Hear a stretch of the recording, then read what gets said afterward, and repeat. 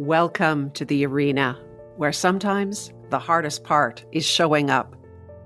My name is Linda McLachlan. Thank you for being here. This episode will be a bit of a departure from my usual format. It's more conversational and certainly deviates from my standard questions. As a listener, you may know that I reached a point a few years ago when it was time for me to leave alcohol. I'm curious about our obsession with alcohol. Where does it start? How does it impact us, sober or not, as we go through our lives? I asked a couple of friends to join me, and I don't tell you much about them because I thought it might just be better to let you listen into our conversation like you would in a bar. What happens when a Canadian, an American, and a Brit walk into a bar and talk over drinks? Because when it comes to alcohol, it seems you're either into it or over it. Before we begin, I gratefully acknowledge that I record this podcast on the First Nations territories of the Erie, Huron-Wendat, Haudenosaunee, Mississaugas, and the Chonodon of the so-called Neutral Tribes. Hamilton is also adjacent to the Haldimand Treaty Territory. Thank you for being here. This is episode 54.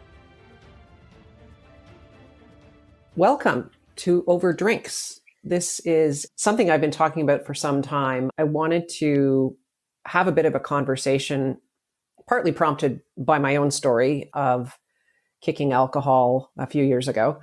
And so I wanted to have a conversation less about the recovery story or sobriety and more about I'm curious about what it is about alcohol that societally we are obsessed by. So I've asked a couple of friends of mine, and Ryan is an American from the Midwest of the United States, and Vijay is a Brit who's coming to us via Austria. So he has kind of two perspectives, I suppose, and I'm a Canadian living just outside of Toronto. Wanted to have kind of a lighter conversation around alcohol, sobriety, choices, where our predilection toward embracing alcohol or not comes from. So one of my first questions that I wanted to ask both of them is, what's your first memory of alcohol? Ryan, do you want to jump in on that one? Sure, I can start with that one. I grew up in a household where alcohol was not a thing. I think I was probably in my 20s before I ever saw my dad have a sip of alcohol, and he was off his rocker with the smallest amount of sangria. It was really amusing, but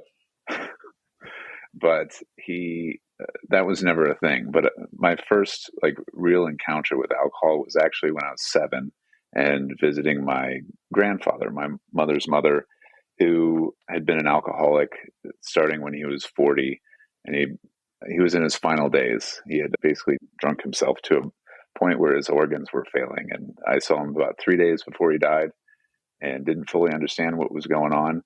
But it opened up a lot of conversations in our family about the impact that alcohol had on him and why it was not a part of our lives. But even that never really sunk in, because I've had my own journey with alcohol on and off into my adulthood. And obviously that continues. Wow. That's a heavy event to have happen as a young person to see that. I'm sorry that happened. I don't mean to lay it on heavy. He was a large man, in terms of his legacy with our family. Mm-hmm. And I feel tremendously grateful for that he did have such an impact. And as I approached 40 this year, it was this is the year that he started drinking, and this is the year that I'm going to stop. And so he continues to provide guidance, even though he's not, present. As sad as it is, I think there's, something to be, learned. Yeah, definitely. And Vijay, what's your first memory of alcohol? Yeah, I remember, if you think back to, we were a family of immigrants. This was the early 80s. My parents emigrated from Kenya back in the early 70s to the UK. So we were a kind of family of kind of working class, a new world type. I didn't feel the stress as perhaps my parents did in terms of coming to a new country. And alcohol was always a thing. Like I didn't realize what it was, but I do remember. I remember my dad drinking a beer. I still remember the gold can. It was a gold can with a white strip in the middle called Long Life. You know. Okay. And I remember thinking, what the hell is this stuff? And similarly, I must have also been, what Ryan said, 8 years old. I remember also, it was my first vivid realization that this is a drink which the kids don't drink, you know. And I remember I was behind the sofa. My dad came back from he always had a beer at the end of the day when he got back after his 14-hour shift or whatever it was. So he had a beer, he had his favorite seat, and he used to put hand on the side of the sofa on the floor. And I had a little hiding place behind the sofa. I had my little cubby hole. And then I remember crawling around, and I picked the thing up and I smelt it, and I thought, this is disgusting, you know. And then I took a sip. And I was like, oh my God. And I thought, I'm never going to drink this stuff, you know. And that was my first memory, I think. That was like, mid to late 80s, I'd say. Right. My most vivid memory, I don't know if it's my first memory, is my grandfather turned 65 or something, some sort of milestone birthday, and he got a bottle of cognac. And we were doing sort of a family gathering, and he cracked this open. He was pretty happy with it. It was like Courvoisier or something. And he gave me a sip of it. And I, tasted it. It was like, I was like, oh, ha, ha, ha. It's the big laugh about how it was tasted like gasoline, what I imagine gasoline tastes like, which is this horrific taste. And the other sort of key memory that I have is in high school, like I never drank really. It was like I was grade 12 by the time I finally got drunk. But one of my best friends, I realized later, I don't think I really understood, but her parents would come home and just tuck in and get really drunk. And it became really abusive. So it was sort of like 1 drink, 2 drink, got to get out of here.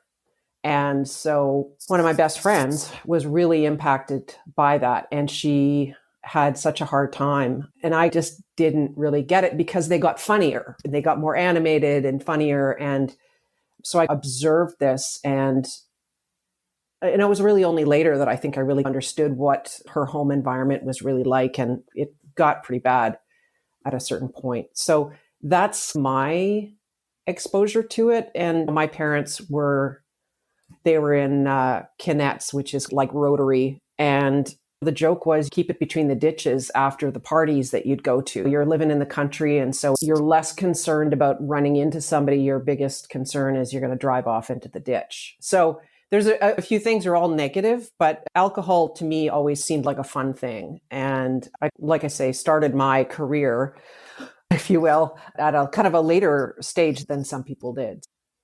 What's the impact maybe of maturing? How does alcohol show up in your life now? Yeah, that's a good question, because only recently have I reevaluated what the role of alcohol is in my life. And as I was approaching 40, I felt like I was on this forced march to fulfill my grandfather's fate. Like every year I was drinking more and more. And, to the point when I was, even last year, it was like multiple drinks every night of the week. And it was just like, what the hell am I doing? And I found that I was like, my brain is just all over the place all the time. And what the alcohol did was it induced some myopia, right? It just locked me in on a single thought as opposed to just being all over the place. And I craved that, it's like it was anchoring for me. Yeah. And so I was introducing that more and more into my day, my daily rhythm, my activities. When I'm doing construction projects, I'd have a beer while I was doing it, multiple beers. Social occasions, same thing. And it became about the alcohol. It became not, I guess what I mean by that is it stopped being about me going through my life and doing my activities, and it became about the alcohol. And at that point, I feel fortunate to have a wife who's abstains intentionally, and it's just like, what are you doing? You need to look at yourself in the mirror here. And it was helpful to, step back, look at that, remember, like I keep bringing up my grandfather, but it is like a tangible story that directly affects my life through the anecdotes of my siblings and my parents and all that. And so, that reevaluated role of what alcohol is, that it's no longer the thing. It might show up when we're having a little celebration or something like that, and I have no problem just having a couple drinks, but it's no longer like the thing to get away from life or to induce that myopia or that focus. So it's keeping it in check. Yeah. Vijay, Yeah. how does alcohol show up in your life now, and what has changed, if anything? Yeah, it's a good question. I think my feeling is that it's still developing. I don't feel like the journey has come to an end, meaning that I don't think at this moment in time, I've certainly considered to stop drinking. I don't think I've had, from a normal societal point of view, I don't think I've had a drinking problem, but perhaps that's the problem. When you go to, for me, it wasn't high school, it was university. Go to university and it was just like party time, and then afterwards, the freedom that came with earning a certain amount of money, having your own place, it did play a part. It wasn't the biggest part. I think since I've moved to Austria, the culture, there's a big drinking culture in the UK, but the culture in Austria I found it's more kind of accepted that you have a beer when it's not forced upon you, but it's just you have a beer when you meet friends or family. You have a beer during dinner time or on the weekend at lunchtime. And also when you go out with friends, you can drink. And it's almost like there's a kind of humor behind it. It's not until you're under the table. Depends which crowd you're with, I suppose. My feeling right now is I don't like hangovers. I don't like the wasted time that goes behind suffering, having drinks, and the next day your head is, don't quote me. I think it may happen now and again, but certainly less often. I think nowadays it's like, I had a beer last week and it was, probably didn't have one for quite some time. And my wife and I shared a beer during dinner time while we're having our dinner. And I noticed a tangible difference from the time we had the beer to about 30 to 40 minutes afterwards, when it was time to put Zoe to bed, my daughter. And I felt a kind of twinge of impatience. I felt less patient than I did about 40 minutes before, It was like there was a control element which I was calmer before, and I've noticed that sometimes that does happen. It depends on who you're with and everything, but I think if we're talking about a maturing point of view, I'm more aware of the effect that alcohol has on me in any one particular situation. And I'll choose not to drink if it means that there's a chance that I may feel less calm. It's not that I feel angry or anything. It's just that, I don't know, there's a kind of physical effect where I feel more tired, especially if I drink something, it's normally beer, and I feel more tired, and it's next minute, it's like the enjoyment of the previous moment seems to have slipped away, at least in a normal setting. If we're talking about a party or something, it could be different. You could argue it But in a nutshell, I'm more aware of the potential consequences of even drinking a sip of beer or half a beer or something. Yeah.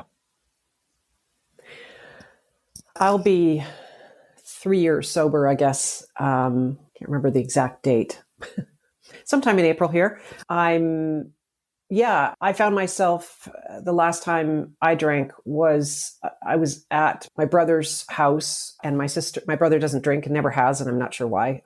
We've never actually had that conversation, but I was standing at the fridge and I had been sneaking beers from the fridge and then replacing them with the warm beers from downstairs. And I stood there in a moment and just looked at my behavior and went, because this had become a pattern for me of pre-drinking and making sure that I had several drinks in me before I went out to, socialize, that sort of thing.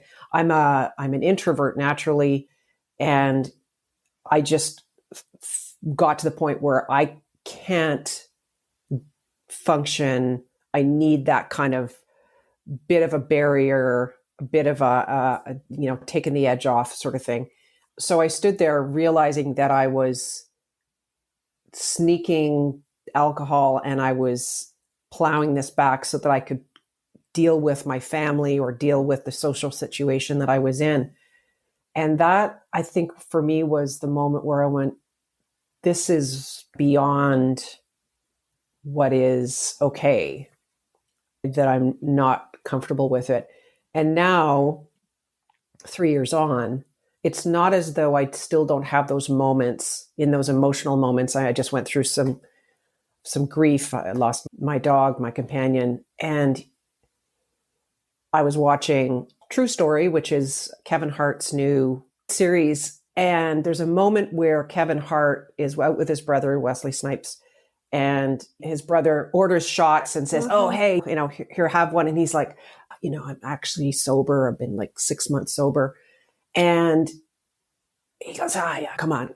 It'll just one. He tries to sip it, and you see this moment of the whole thing crossing his mind is, I can't do this.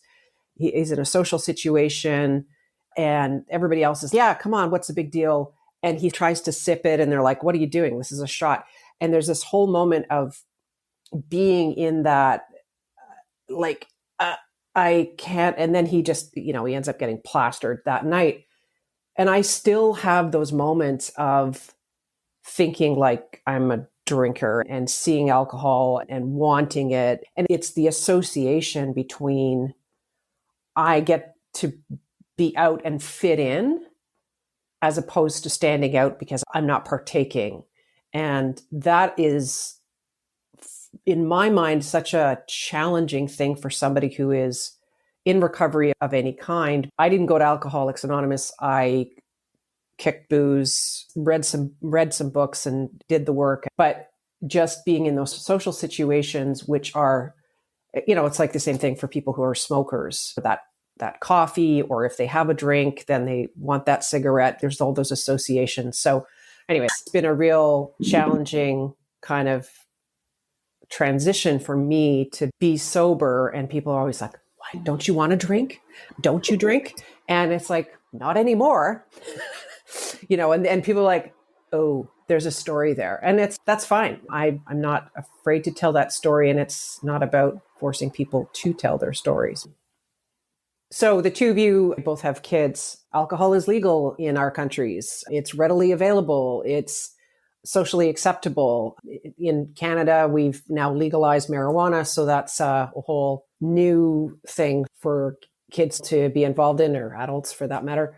But alcohol is still very much embraced in a social setting. How will you deal with that with your kids?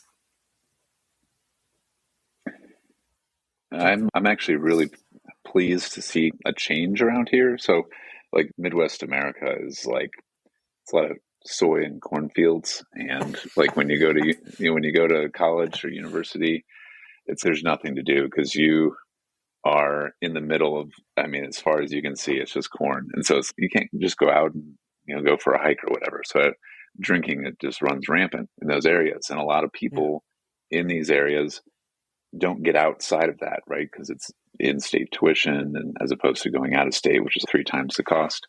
So, I have a teenager, she'll be 18 next month or 2 months from now. And this is very much something that's on our radar because, there's already been some exploration into smoking and drugs and all kinds of good stuff. We're trying to not have this forbidden fruit type mentality around it, because I think it just kind of holds it up as this thing, and instead just trying to ask probing questions and have them or have her, really reflect on what is alcohol to her, and how can you have a relationship with alcohol if you're going to choose that in a way that, minimizes risk and doesn't lead to like life altering issues with, safety or whatever, because there's a lot that can go wrong, especially for an attractive 18-year-old girl. I think we're just trying to talk about it. And, my other kids are younger. When we have alcohol in the house, if they've expressed an interest in trying it, you're welcome to try some, but we do limit it and that sort of thing. So it's not like this forbidden fruit. It's really just an opportunity to talk about how to make healthy choices. Vijay? Yeah, I think this idea of making healthy choices is a good one. I don't know, every day or every week, my daughter's teaching me stuff about life. And one of the biggest things is that you can't control everything. I'm not generally a control freak, but I'd like to think that I'm able to protect my daughter and to teach her things. And the alcohol thing, I've been keeping an eye on it. I think in Austria, the conversations about alcohol, at least within the family setting, are a lot more common than they would be if we were in the UK. I can certainly say that. And yeah. I think Zoe's, definitely.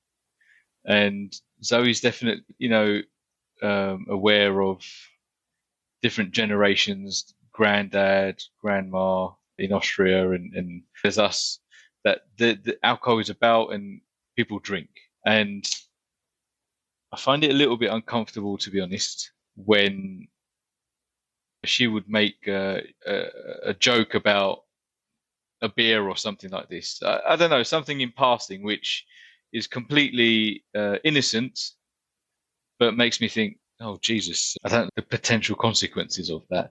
And there I am as a parent, perhaps thinking too far ahead. I think there is the choice of saying, okay, 0 alcohol in the house.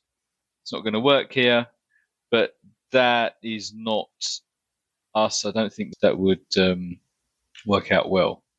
So I think what Ryan said in terms of making good, healthy choices, this idea of not having being a forbidden fruit, I haven't got that far in, developed my thinking that far. For me right now, it's just a general awareness of what's a kind of, I'm not going to go up to her and say, oh, what do you think of alcohol? It's not got to that yet, but I'm certainly keeping an eye on her, and I've made a decision to certainly drink less around her. I think growing up, it was more, we would have a beer at dinner quite often, in fact. And I noticed she commented once, she's like, Dad, where's your beer? And I'm like, whoa. I don't need to drink beer. I don't need a beer. He was like, yeah, I don't need a beer, And that kind of got to me. I thought, nah, that's not on. I'm not having that, So right. Now, if I have a beer, it's, I don't know, once a month or something, I don't know. And even then, it's not binge standards. It's not 5 in a go or anything. It's just I'll have one during dinner and okay, whatever. And if I have more beers, it's not in the house. It'd be when I go out with friends, which again is not often, to be honest, in the family work life circumstances. Right. So yeah, it's quite a sensitive topic, to be honest. But the general thing is more awareness, just to be generally aware, especially if Zoe's about, in terms of my choices, how she sees it. And then growing up, let's see what happens. I mean, certainly I'm open to having conversations, and I cannot escape and she cannot escape the fact that alcohol will be around as she grows up. So it's just about having those conversations. Let's see what happens. Yeah. Yeah. And what I find interesting is alcohol was such a big part of my life. I was in a business where it was part of my job was to taste the wines. And this was a good way for me to cover the fact that I was drinking a lot. It's like, oh no, I need to, I'm going to taste that one again. And it was fancy, right? It was because I was doing the wine tasting and, becoming a connoisseur. So that was my cover for being able to drink a little bit more was, do the wine tasting and buying wines and all this sort of thing. Only recently I've switched to drinking non-alcoholic beer or non-alcoholic. I can't do the wine. Actually, I just can't. I've tried. But de-alcoholized or non-alcoholic beers have actually gotten so much better, and there's so much more variety. And of course, we're importing them and stuff. And I don't know whether you guys have tried any of them, but do you have any non-alcoholic beer? And it's sort of like, really? And it's like, yeah, I think we have a couple of dusty cans at the back of the fridge. So it's always this crapshoot of going into a bar or going into a restaurant and trying to order the non-alcoholic. Let me go and check. And you see them like getting down on their hands and knees and like crawling into the back, and they hold up the Heineken Zero or whatever. And it is getting better. I mean, it was just flat out rotten horse piss for my first few attempts of trying it, but it's gotten a lot better. And sometimes it's like, yes, and we have a choice. There's 3 different types or something, versus, like I say, the dusty can at the back of the fridge. And so for people who want to reduce their intake, or I'll have one beer and then I'll switch to the non-alcoholic option, it's a little bit easier. I think, Ryan, you've started to partake in these kinds of beverages as well. Yeah, absolutely. And some of it's going to places where those things are. Those things. Yeah, those things. Yeah. But the other day I heard something that was just a flip on, the old take of like, well, I can't let you drink alone. And it was like, well, I can't let you not drink alone. And it was just like, oh man, the paradigm shifting. Yeah. And it was just like, we can just be sober and have a good time together. And I don't know, I've been really pleased to see there's been more of that.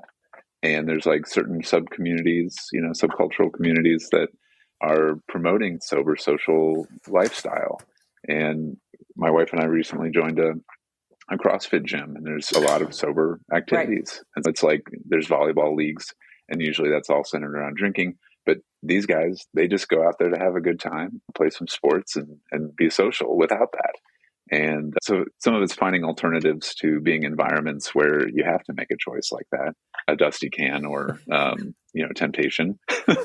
Or obviously to a restaurant you can't, but coming to a party and stuff, you can bring your own. And for some people, trying to fit in. And initially, that's kind of how I felt, is I wanted to be able to blend in.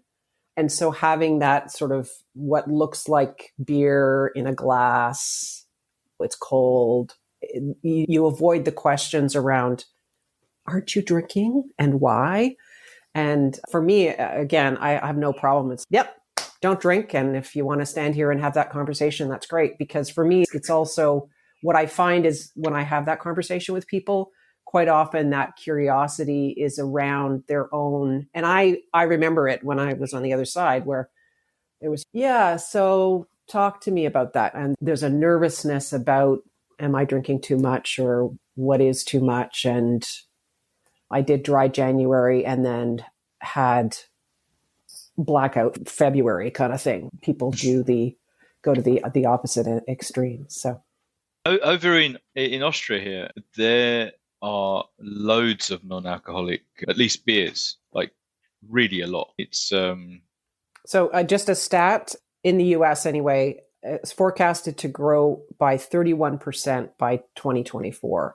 Definitely around the world, there's a huge uptick in that. Sorry, I interrupted you, Vijay. Yeah, no, I would definitely go along with that. I think over here, I remember trying this stuff a few years ago over here, a couple of years ago, and I thought, I don't know about that. It was better than the stuff back in the UK, which there's only one that you could get, which was terrible. Just Klausthal, whatever it is. Anyway, which they may have improved by now, I don't know. But now the stuff over here there's a couple of points on this. It's that the quality is very good. It's the breweries that are producing this stuff are reputable people, reputable breweries that have been around for 400 or 500 years, and they're doing this and they're producing really good quality stuff. And there's an acceptance. There are still jokes about, okay, that's non-alcoholic. No. However, it's not the same. I'm finding that. I remember a couple of months ago, I went out and we had a dinner, and there were, I think, 12 of us. This was all according to COVID rules. It was in a restaurant and everything. And we had, it was a beer tasting thing. A friend of ours was doing the thing. And then the conversation came about non-alcoholic beers. And funnily enough, there was no non-alcoholic beers in the beer tasting. I'll pick that up with my friend. And the joke came about, and there was a guy in the corner. He immediately shut down the conversation with one comment, and he just said, "Don't laugh at non-alcoholic beers," but in a nice way, not in a threatening way. He just said, "Don't laugh at non-alcoholic beers; they're very good." And everyone just was silent. We were just like, right. Okay, the seriousness, the sincerity of it, we were like, okay, yeah, all right, we respect what you said, and that was it. Whereas before, it would have been like, oh, come on, and followed by an F word or something. But this was the way he said it was very measured, and we totally understood him. We're like, yeah, you're right. Actually, we're just pissing about, right? But I think that's a kind of evolution. It's not that everyone at the table totally agreed with him, but they respected what he said. That was the difference there. Right. Either through previously they may have tried something themselves, so they appreciate his opinion, or the fact that he just said what he needed to say, and everyone there was like, yeah, okay, fine. And it was all, which is even more powerful. Normally it's, come on, mate, what are you talking? Just as a kind of group dynamic, bit of humor and stuff. But I found that quite different compared to previous situations. Right. And the whole processing of how it's made has changed. You boil off the alcohol. Guess what? You also boil off the flavor and the subtleties and everything, right? So the whole process is changed. And I understand there's actually a winery, I think in Spain somewhere, that they're using this new sort of process. So I've yet to find a wine that I've found acceptable. And I know there's some non-alcoholic gins and these kinds of things, and certainly if you talk to someone who's in recovery, who's been through AA, so there's such a spectrum of people where this conversation around less alcohol, no alcohol, don't go in a bar, try and be social. It's a complex conversation to be had. And some people are, like I say, they're having their one beer and then they switch to non-alcoholic because they've got to drive home, they've got to get up in the morning, whatever it is. The trick is that for people like me, where I got to was I couldn't turn it off. Like one drink was one bottle. There was no off switch. There was no governor, except for dry Januaries. For some reason, I could do dry January. And then it was like I say, just drunk February, because it was like a diet where you're holding yourself back. And then when you are allowed to have it again, then you go from 0 to 1,000. But I think that I'm less self-conscious, and it's actually a test in some ways. Do you have non-alcoholic beer? So I'm really hoping that the more people ask for it in bars and restaurants, that it will become more readily available, and obviously more boutique-y kind of pubs that will be more inclined to offer and charge you for it, better sort of craft quality kind of stuff. I want to give a shout out to my friend Alistair, who will show up to social events with 2 liters of homemade kombucha and he calls it his moonshine. And he leaves and it's empty at the end of the party. And he just owns that. It's not like it's like the non-alcoholic beverages are like the synthetic meat version, like the vegetarian meat version of a hamburger, a sausage. For him, it's let's not call it what it isn't. It doesn't have to be a non-alcoholic version. It could just be a different drink altogether 100%. that we're celebrating with. Absolutely. And he does it with such flair. I think it's worthy of Does he note. come with, is it in a jug and the whole deal? Like it's like over his shoulder in a jug? Yeah, he brings his own stoneware. Like he makes this stuff in his kitchen. Nice. And do other people partake, or is he's drinking the whole thing himself? Oh no, he brings it to share, and he loves talking about it. And he'll bring a liter or 2 liters, and it'll be gone by the time he leaves. Amazing. And that's it's good stuff. But it will also keep you awake. That's why I'm thinking like you're drinking all of that. It's like, right, now I'm awake until... Yeah, it's got a little bit of caffeine in it. Yep. Yeah. I just got to the point where it's like, I can't drink any more cranberry and soda. And of course, I'll drink whatever is available. But ultimately, I want to be able to push the industry a little bit and push people to think about these alternatives, whether it's mocktails or it's kombucha or whatever. But going back to something you said earlier, and even and you, Vijay, is that when you and your buddy Ryan went out and your buddy was like, yeah, okay, I'll be non-alcoholic with you. I just find those conversations to be so much more naked in terms of not having that kind of buffer of the alcohol. And so initially it was like, wow, this is like really weird. Can I be funny? Can I be engaging without having a couple of pops before sitting down and meeting people for the first time? And it's still really, I'm like, okay, I'm going to leave the house and I'm going to see people. I'm going to do it sober. But it is so much more naked and also less likely to end up being naked. But ultimately, a good skill to develop conversation without having to be socially pliable. Exactly.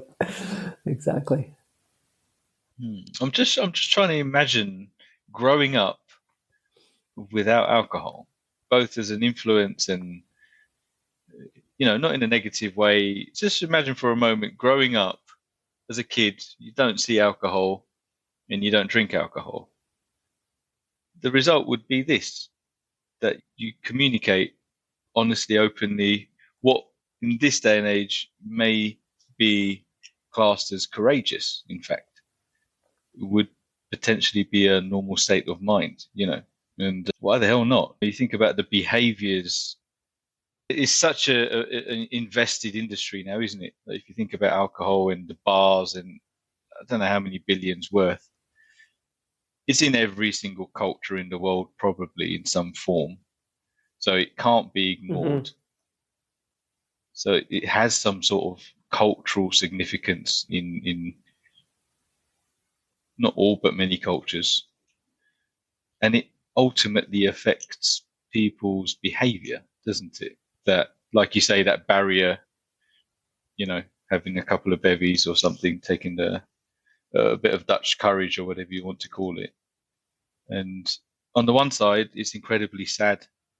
And on the other side, especially after you've had a drink, it's incredibly fun. And then the extreme of that is that, again, it's incredibly sad what the potential consequences could. So there's a middle way somewhere. And some of us find the middle way and some of us don't. And I think this is a really important conversation to have. Thanks for it, Linda. You're welcome.